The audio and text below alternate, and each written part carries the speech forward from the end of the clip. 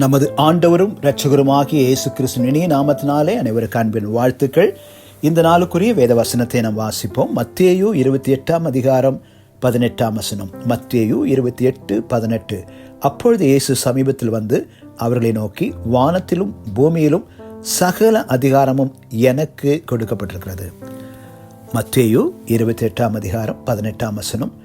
அப்பொழுது இயேசு சமீபத்தில் வந்து அவர்களை நோக்கி, வானத்திலும் பூமியிலும் சகல அதிகாரமும் எனக்கு கொடுக்கப்பட்டிருக்கிறது.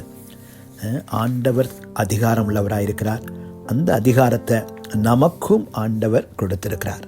இந்த பூமியில் ஆண்டவர் நம்ம கொடுத்த அதிகாரத்தின்படி நாம் அதிகாரம் உள்ளவர்களாக நம்ம கர்த்தருக்காக பிரகாசிக்கணும். அந்த அதிகாரத்தை நம்ம பயன்படுத்தணும். லூக்கா 10:19 சொல்றாரு ஆண்டவராய் இயேசு. லூக்கா 10:19, இதோ சர்ப்பங்களையும் தேள்களையும் மிதிக்கவும் சத்துருவினுடைய சகல வல்லமை மேற்கொள்ளவும் உங்களுக்கு அதிகாரம் கொடுக்கிறேன், ஒன்றும் உங்களை சேதப்படுத்த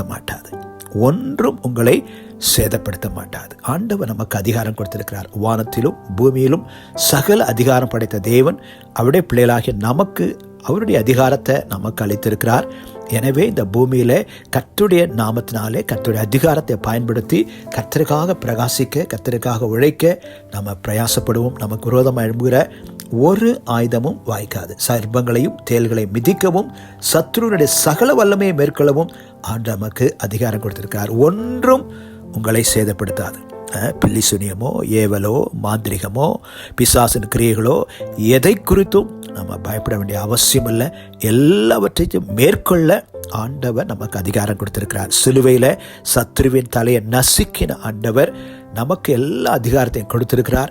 இழந்து போன எல்லா அதிகாரத்தையும், ஆதாமு இழந்து போன அத்தனை அதிகாரத்தையும் ஆண்டவர் திரும்பவுமாக நமக்கு கொடுத்திருக்கிறார். எனவே கர்த்தருக்காக நாம் தைரியமாக கர்த்தருக்கென்று நம்ம பிரகாசிப்போம். மாத்திரமல்ல, மத்தேயு 18:18 பூலோகத்தில் நீங்கள் எவைகளை கட்டுவீர்களோ அவைகள் பரலோகத்திலும் கட்டப்பட்டிருக்கும், பூலோகத்தில் நீங்கள் எவைகளை அவிழ்ப்பீர்களோ அவைகள் பரலோகத்திலும் கட்ட அவிழ்க்கப்பட்டிருக்கும் என்று மெய்யாகவே உங்களுக்கு சொல்கிறேன். மத்தேயு 18:18. பூலோகத்திலே நீங்கள் எவைகளை கட்டுவீர்களோ அவைகள் பரலோகத்திலும் கட்டப்பட்டிருக்கும், பூலோகத்தில் நீங்கள் எவைகளை கட்ட அவிழ்ப்பீர்களோ அவைகள் பரலோகத்திலும் கட்ட அவிழ்க்கப்பட்டிருக்கும் என்று மெய்யாகவே உங்களுக்கு சொல்கிறேன். எனவே கர்த்தர் தம்முடைய அதிகாரத்தை நமக்கு கொடுத்திருக்கிறார். வானத்திலும் பூமியிலும் சகல அதிகாரம் படைத்த தேவன் அவருடைய பிள்ளைகளாகிய நமக்கு அந்த அதிகாரத்தை கொடுத்திருக்கிறார். எனவே இயேசுவின் நாமத்தினாலே கர்த்தருடைய வசனத்தை பிடித்துக்கொண்டு கர்த்தருடைய வாக்கை பற்றி கொண்டு அவர் அதிகாரத்தை பயன்படுத்துவோம். நமக்கு விரோதமாக எழும்புகிற ஒரு ஆயுதமும் வாய்க்காது. உங்களுக்கு எதிராக ஒரு வழியாய் வருவார்கள், 7 வழியாய் ஓடிப்போவார்கள் என்று கர்த்தருடைய வார்த்தை சொல்கிறது. எனவே தைரியமாய் கர்த்தருக்காக உழைப்போம், கர்த்தருடைய நாமத்தை மயப்படுத்துவோம், தேவனுடைய ராஜ்யத்தை வேகமாக நாம் ஸ்தாபிப்போம், தேவனுடைய ராஜ்யத்தோட விரிவாக்க பணிக்காய் தீவிரமாய் செயல்படுவோம். கர்த்தர் நம்மை ஆசீர்வதிப்பாராக. கண்களை மூடி நாம் ஜெபிப்போம். அன்பின் பிதாவே, இந்த வேலைக்காய் ஸ்தோத்திரிக்கிறோம். ஆண்டவரே, நீர் எங்களுக்கு கொடுத்த அதிகாரத்திற்காய் ஸ்தோத்திரம். வானத்திலும் பூமியிலும் சகல அதிகாரம் படைத்த தேவனாகிய கர்த்தர் உடைய அதிகாரத்தை எங்களுக்கு கொடுத்திருக்கிறீங்களப்பா, நன்றி. உடைய நாமத்தினாலே நாங்கள் காரியங்களை செய்ய எங்களுக்கு தொடர்ந்து நம்பிக்கையும் விசுவாசத்தையும் தைரியத்தையும் தாங்க.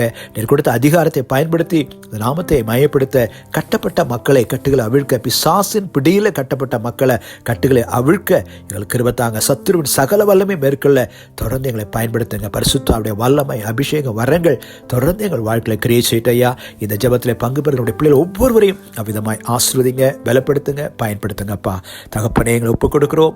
தொடர்ந்து வழி நடத்தும். எங்கள் தேசத்தை ஆசீர்வதியும், தேசத்தின் குடிகளை ஆசீர்வதியும், தேசத்தில் சமாதானத்தை தாரும், தேசத்தில் எந்த தீங்கு, ஆபத்து, விபத்து, இயற்கை பேரிடர்கள் ஒன்று நேரிடாதபடி பாதுகாத்துக்கொள்ள, எந்த தீவிரவாதியின் தாக்குதல் ஒன்றும் எங்கள் தேசத்தை அணுகாதபடி பாதுகாத்துக்கொள்ளப்பா. தேவ சமாதானம் எங்கள் தேசத்தை ஆளுகை செய்யட்டும். குறிப்பாக இந்த நாளிலும் தமிழ்நாட்டில் உள்ள திருவாரூர் மாவட்டத்திற்காக நாங்கள் ஜெபிக்கிறோம். திருவாரூர் மாவட்ட மக்களை கர்த்தர் ஆசீர்வதிங்க. அங்குள்ள சபைகளை நாங்கள் ஆசீர்வதிக்கிறோம், அங்குள்ள ஊழியர்களை நாங்கள் ஆசீர்வதிக்கிறோம். சபைகள் வளரட்டும், பெருகட்டும் ஐயா. கர்த்தாவே, குறிப்பாக திருவாரூர் மாவட்டத்தில் இன்னும் எந்தெந்த பகுதிகளில் சபைகள் இல்லாமல் இருக்கிறதோ, எந்தெந்த கிராமங்களில் சபைகள் இல்லாமல் இருக்கிறதோ அங்கெல்லாம் சபைகள் ஸ்தாபிக்கப்பட, புதிய சபைகள் ஸ்தாபிக்கப்பட ஊழியர்களை எழுப்புவீராக. அறுவடை மிகுதியாக இருக்கிறபடினாலே எஜமான ஆட்களை அனுப்புவீராக நாங்கள் வேண்டிக் கொள்கிற ஐயா. தொடர்ந்து இந்த ஜெபத்தில் பங்கு பெறுவடைய பிள்ளைகள் ஒவ்வொருவரையும் ஆசீர்வதியும், இரத்தத்தினில் மூடி மறைத்துக் கொள்ளும். தொடர்ந்து நாங்கள் நமக்காய் உழைக்க பலன் தாரும். இயேசுவின் நாமத்தில் வேண்டுகிறோம் எங்கள் நல்ல பிதாவே, ஆமென். God bless you. Thank you.